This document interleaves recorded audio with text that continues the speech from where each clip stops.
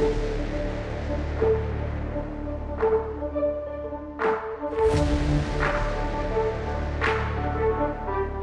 this format, especially against these opponents here, where do you think these players are looking to gain their advantage? As for Haven, even though we're not going to apparently see either of it so far, one thing that's noteworthy about how these two players have built it differently is on the side of Madalan, we have, as Exo mentioned, Tempo. On the side of Meow, we have something that's a lot more of an Elena Aegis sort of thing. I think Haven's a class that, if it has the time to develop, then it has all the tools it really needs to win a game in a very fair manner. It has Tempo on its evolves with Tea Time, Cudgel, things like that. It has generation of delayed damage, though it is instant, with Storm with the birds and otherwise. It's consistent, it has a lot of ways to maintain its resources. I think it's a solid class, but sometimes it just doesn't really quite get there the way other classes can, just because some of its options can be so delayed and slow. Right, it's more just based on the fact that Haven's followers are just kind of clunky. They don't deal as much damage as you want them to. They don't always evolve for full stats. I mean, there's a whole lot of things hindering their aggressive action part of things outside of the amulet tempo that we're going to see from Madalan.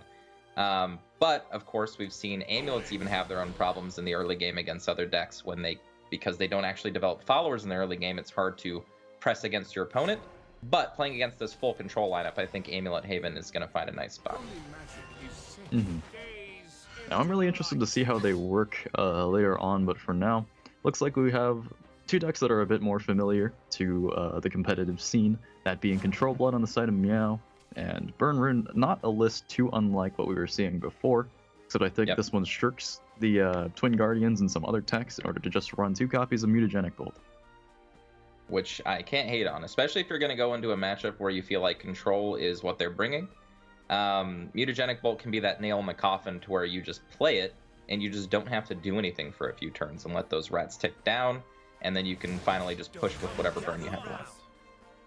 And it looks like Madalan is in a pretty perfectly good spot at the very start here. He's already developed a board. I meant to mention his Carl draw there was very fortunate, and that his Magic Illusionist is just so sticky now. So he puts Meow in a pretty tough spot in the early game.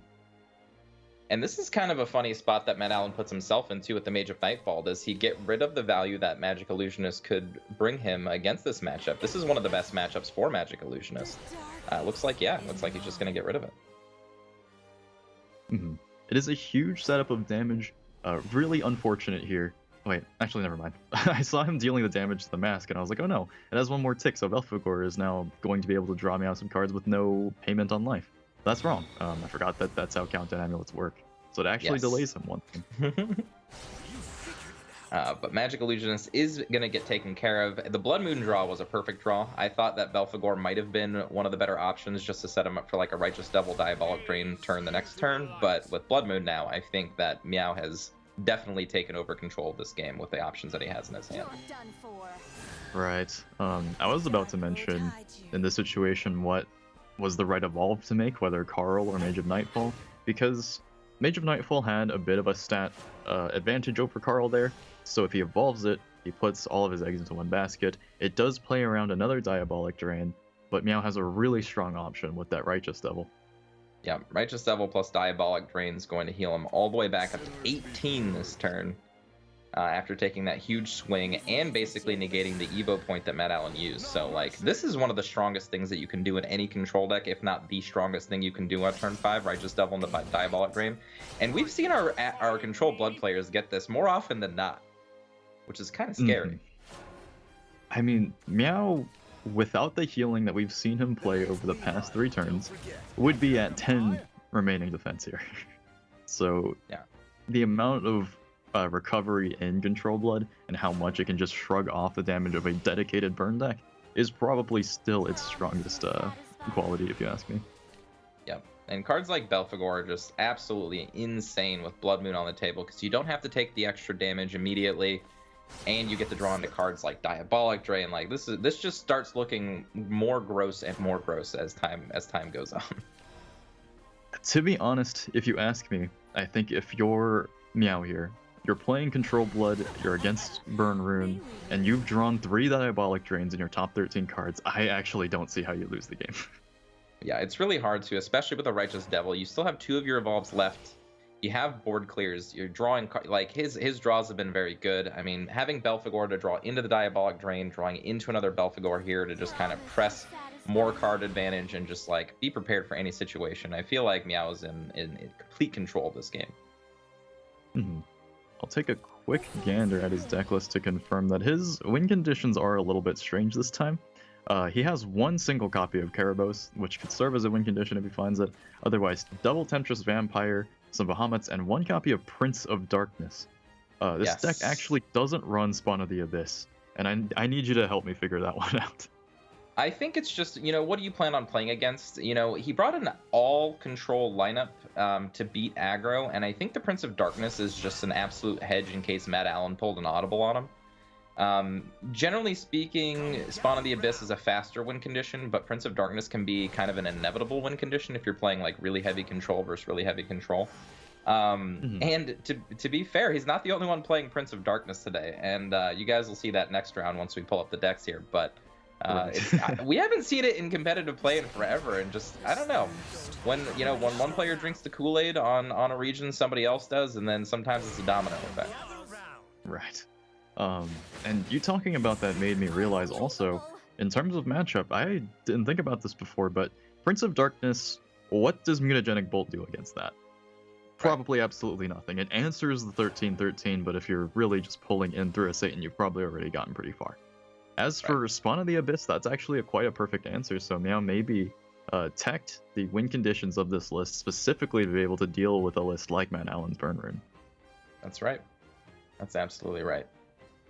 Being able to deal with Spawn of the Abyss in such a way like Mutagenic Bolt, and that's kind of always been its crux, even when it was at its best before it got nerfed. It was always just about, you know, how can I kill this? Mutagenic Bolt's always been a perfect answer, and just like you said, Prince of Darkness gets right around Mutagenic Bolt. Not fully, but you're going to be drawing into cards that, you know, do a lot more than just a 1/1 flame right after your Spawn of the Abyss gets taken care of. But aside from the win conditions that Meow is packing for this game, I feel like we're looking at a similar situation that we saw Pain put in before, where eventually, if the damage that you're putting on is not sticking as Burn Rune, then eventually you just run out of ways to win the game. He doesn't really have the tools to develop a board that Control Blood of all lists wouldn't be able to deal with. He's not going to have the Burst from Hand ever to really snipe Meow down. Right. And this game is another perfect example of, if you guys didn't really get the point of what I meant by it doesn't matter what you have left over in your hand when you're a control deck to win with, like, you don't actually need to play win conditions against every style of deck, because look at the card economy, right? Madalan's down to 3 cards, not really anything super productive to do with those cards. Meow has a full hand. He could literally just play 3 Baphomets, you know what I mean, and then follow that up with like 3 Unicas after like dealing with the board, and just like continue to just deal extra damage over time, while having so many more cards than Madalan has access to. And it's interesting to me because I feel like Control Blood is one of the only decks that's still tournament relevant that has ways of playing like that. I mean, other classes, maybe I'd say Dragon, like probably especially back in Prime Dragon Keeper's day, were able to win off of the little advantage of having card advantage just like that. But we don't really see that happening anymore. I think as this game continues to grow, we're seeing more archetypes which kind of shirk the importance of card advantage in favor of like really strong synergies, but we just don't really see that happen with Control Blood. Right. Yeah, Control Blood is I think the only deck that can really play that way in the most successful front because of things like Righteous Devil and Diabolic Drain. I think Diabolic Drain single-handedly might be one of the best control cards, if not the best control card in the game, with Righteous Devil being in the top 3 probably, or the top 5 at the very least. But when you pair them together, I mean, your early game / mid game just gets taken care of. You can literally wipe away 3, 4, 5 turns worth of damage from an aggro deck with just that 2-card combo. Yeah, and to dissect Diabolic Drain in like a matchup like this, I think if you want to beat Control Blood, you have to have a lot of shares and a lot of investments in the card economy, the way you said it before. And Diabolic Drain is really hard to beat in value. The Crimson Sorcery in Madalan's hand, if you think about it, it's a lot of damage, it's a really efficient card. But if you think about it in terms of Meow has already played 3 Diabolic Drains and gained 6 health, then somewhere down the line that health advantage kind of like effectively discards this Crimson Sorcery. It's not as effective anymore because your opponent's no longer ever in the position where it's going to finish them off. So, able to win through value alone, just 2 ephemeras, knows Madalan is out of resources or running out of them. He'll never be able to deal with it. As you said, sometimes a control deck just needs to have bodies at all to win. Yep. And like, I mean, Emerald is no slouch, right? She's a great finisher, she's a great follower, but she's only a 4-attack follower, right? It's not an Israfil, it's not a Bahamut, it's not some craziness. Like Temptress Vampire deals 5, great. It's kind of like a Forte on the front end, and it leaves a 5/5 bottom behind. But again, it's just a 5/5. Like, these aren't these crazy monsters that we see out of Dragon. They're just efficient. They're good. They do their jobs well. And then they end up just finishing out the game because you have those cards left over, whereas Madalan, as you can see, has nothing left over. Mm-hmm. And this Temptress Vampire now discards the rest of the resources which Madalan had been pouring in before. Right. Ooh, okay. Here we get to see if Wizardess can start pulling back. It's gonna need to be something pretty big here. Needs an answer to it. Only pulls 1 spell off of it. Ugh. Yes, and not enough play points to effectively do Halo Golem and Piercing Rune to take out that Temptress Vampire. So we'll probably have to trade the Levi into it. Right. Or might just say, you know what, I don't care. You know what, if you have it, you have it. I have to deal damage. I think that's actually the correct line of thought. If I'm Madalan, I've got to be thinking, okay, he's healed infinite against me. He's cheated the entire game. I need to just push as much damage as I possibly can and just forget about anything that he can do. Still trading though, it seems. Yeah, still trading though, and I think that's a fine line to not die, but I don't think it's a fine line to actually win the game. Yeah, we've seen Madalan kind of been, even since the start of the game, he's been cornered into a spot where even an attempt to come back with Wizardess of Oz is not nearly going to give him the value he needed originally to get that foot on top of Control Blood. I think we really saw it with Meow just finding his Diabolic Drains top 13.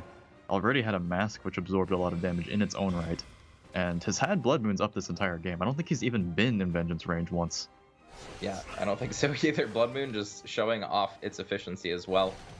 Obviously, you discard a card essentially while playing it, but it just activates every other card that you have in your deck, namely Belphegor, to draw those extra cards back that you lose from the Blood Moon. So not really feeling the negative effects of it. Right. Well, ooh, here we go. Meow's located a win condition. I'd like to see that. Go. Yes. When I first started playing this game, I always thought this was just the sickest animation I've ever seen. I mean, you actually see the cards that he's got. Like, the Prince of Darkness's deck itself is like flying up towards you.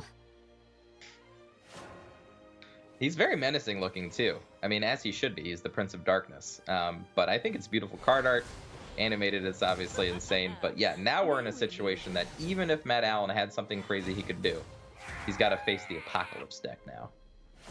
Yeah, and as I mentioned before, pretty nice. I think there were 6 cards that just simply won the game outright. The Silent Riders, Diabolic. I call them Diabolic Drains, but Disexaminations, I believe. Right, but he had a Mutagenic Bolt, and that would have solved the problem temporarily from like a spawn. But what does it do to Prince of Darkness, really? Absolutely nothing. Right. Nothing. You deal with the 6/6. I think Prince of Darkness says on the card you can deal with this when I play it, but you're not gonna be able to deal with anything else that I do for the rest of the game. I kind of miss the Prince metagame. I remember when Prince was like the de facto finisher for Ramp Dragon and Haven, you know, Guardian Sun Haven, things like that. I miss those days because winning through Prince of Darkness always felt like an insanely cool victory. You're just like, oh right, you played Prince, I still won. Get at me. I mean, even for like deck building value, you put in 1 Prince of Darkness and you've added 11 legendaries to your deck. But I miss it a lot too, just because back in the day, like Prince of Darkness was a win condition that was very guaranteed. It's like you can't really survive his entire deck or the entire Apocalypse deck. But at the very least, back when control mirrors tended to still come down to playing win conditions first or as soon as possible, getting them before your opponent, there was a lot more depth behind what am I going to get out of my Prince of Darkness first versus older control mirrors like Shadow just trying to get Mordecai on board first. Usually it was always a prayer of, don't let Estroth's Reckoning be one of the first couple cards that they get. Please, please, please. Because then it makes the rest of the game so much harder. Right. And ideally never draw the 13-13, which is strange to say. It's so huge and such a threat, but like it's the least tempo-oriented card among it. But now we finally do get to see one of the Haven lists in action. This one's Meows. I believe this is the Elena one. Yes, this is Elena with Aether of the White Wing, with Aegis, with Taurus, and with Tenko as the pull instead of Cleric Lancer in this deck, which I really like. So I thought this deck looked really cool, and I actually played this on the ladder until the cast started today. It's really solid. I think it's awesome. I think it's a great deck. At a glance, it looks very consistent to me. I think we've talked about this a lot before already, but I'm a huge fan of Aether of the White Wing. I think this just may be my favorite Haven Legendary. Yeah, I mean, it just allows Haven to do anything, right? We've seen Cleric Lancer be used with Aether of the White Wing to kind of just shore up the mid game and play a more defensive route. We see it with Tankos to be aggressive. We've seen it with Ancient Lion Spirits. We've seen it with a whole bevy of different things. And then the end game also, right? Like, are you playing Taurus? Are you playing multiple Taurus? Are you playing Aegis? Are you playing, what are your end game followers that you're going to be playing alongside of it to make it worthwhile? And yeah, your options are endless. We've never really seen a way of thinking about Haven like this, and that's something that I kind of actually really love about Shadowverse a lot. Is sometimes it just takes the addition of a single card with a very interesting effect to completely add a new perspective to a class. Like before Aether, we would never have imagined that there would be such thing as toolboxing the followers of Haven. It's like before then we only really saw things that interacted with amulets and countdowns. But now we see lists like this become possible where Elena can be built in this completely new fashion. So would you say that Haven can now be dissected for time purposes as before Aether of the White Wing and after Aether of the White Wing? That's a really interesting question, actually. I'd say if I were to dissect Haven, it would really just kind of come down to its win conditions in the past have been kind of linear. The ones that didn't really offer ways to win, like Skullfane, if that could be called a win condition, or Eidolon, were things that, while you could say that they're not linear because there's a lot of different things or different directions you can take them with other amulets, the best amulet that really ever worked with speeding up amulet countdowns was Seraph, which itself I think can come down to being pretty linear. Whereas when you suddenly have this thing like Aether, even just a single deck can do so many different things with it, as we see with Meows. You can pull out a Storm finisher like Taurus, you can pull out an sort of alternate win condition in a single copy of Aegis, or just use it to augment your Elena style. It's like, the way it manages to combine so many different previous strategies of Haven in just a single interesting effect is what just enchants me about this card.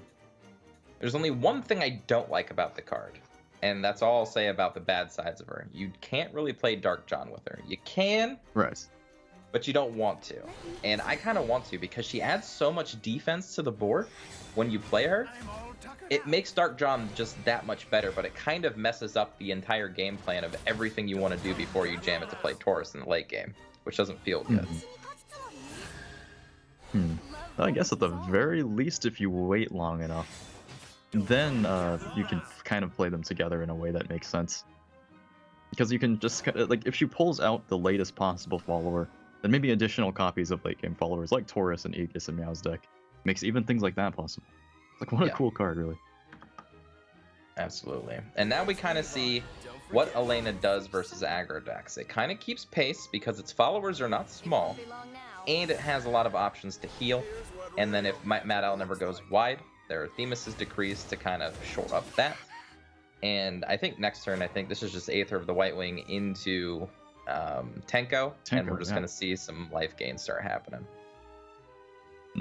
It definitely seems like the strongest play. I would agree as well. I mean, I think there's something that's kind of surprising me about today that I haven't really seen before today. I thought Burn Rune looked really, really, really strong. Like, I thought it was probably one of the most consistent decks I'd seen in a really long while. But every time I've seen it play today, it just doesn't really seem to be working really well in grinding its opponents out the way I've seen it happen before. I think a lot of people are just more prepared for it now. They saw how effective it's been, and Meow actually missing a life gain there by attacking before playing the Aether of the White Wing, which might matter. One health against a burn deck might matter, but I think a lot of people are just prepared for it now. They know how Burn Rune works. They know how to get around it, and I think we're really seeing that today. And now you can just kind of see, like, even with having drawn like really powerful tools like Master Mage Levi and the like, Madalan's still not really in a good position at all. He's still facing down a Tenko. That's another heal. Elena finally has been put down. Has no real direction. No real direction, and like Tenko has to be answered. You can't let Tenko sit and play because it will just grow the board astronomically. And because of the Alanas now, every threat that Meow plays is just going to be massive. Even Tenko itself. Yeah, I actually found that to be a really interesting play too. Yeah, I was thinking about playing Unica and just developing more threats just to make faster. Now, the one thing that Madalan can still do to win is if Meow doesn't, if he gives Madalan enough time, he can still draw Wizardess and still do something like a big mutagenic bolt or something like that against Meow to like kind of push him into the end game here. So Meow taking these extra turns might cost him, but we'll see. He's got a lot of options. Definitely not out yet. I mean, he does have 2 more win conditions, as we mentioned. An Aegis he could just simply plop down soon. Looks like he's going to set it up, still put the Unica down. And this is like one of the worst feel-bad moments ever against Alana. It's like that Unica doesn't have to do anything special except for at the beginning of your turn heal. And it just makes Alana's gross, along with Tenko now too. Yeah, I think this game now, after Madalan's draw of Scrap Iron Smelter, this is lights out. Now that Meow has the opportunity to just kind of slam his Heavenly Aegis, then Madalan it's too late now to draw Wizardess of Oz into any kind of comeback, because here he loses his ward, and it's just only a matter of time, really. Yep, especially because Unica has to be dealt with. Even if Unica's dealt with, we already see a Tenko in hand. We already see an Aether of the White Wing that can pull a Taurus in hand. Just everything's looking good for Meow here. So, really, I find this deck to be so interesting. I haven't really played that much Haven myself. I'm not exactly like a huge opinion of it, or one whose opinion can really be trusted. But I feel like decks like this are really interesting and good for the game. I think they have a lot of very interesting mechanics going on between them, and they offer people answers to a lot of weird matchups that Haven struggled with before. And this finally is the Oz, but it might not be enough. Yep, and I think Madalan's going to realize that, and he's going to quickly scoop, and Meow's going to take this one very convincingly. The real topic of consideration now, Mofu, is should people be bringing Burn Rune after what we've been seeing today? Well, I'm trying to recall if we've really seen it actually like kind of kick off at any point today. Because it's a deck that really easily gets to its game plan. But really today it just didn't seem that great, and I wonder, is it because people were prepared for it? Or is it just variance? I find it hard to call that. Rainy, talk to us. What do you think about Burn Rune? It's been one of the most effective decks up until this point. How do you feel about it now? I think people have been, preparing and gearing their decks towards fighting against Burn Rune. 9/11 is a quick response, when thumbs.